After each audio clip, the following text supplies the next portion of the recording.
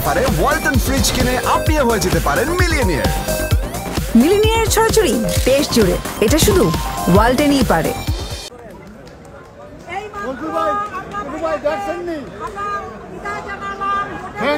কালকে কথা হবে আমাদের বরিশালের পিজার নিয়েও আলাপ করবো।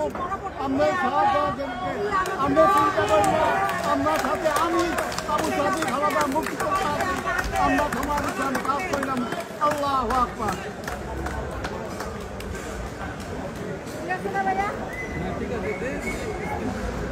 দেখাই গেলাম কেমন হয়েছে? হ্যাঁ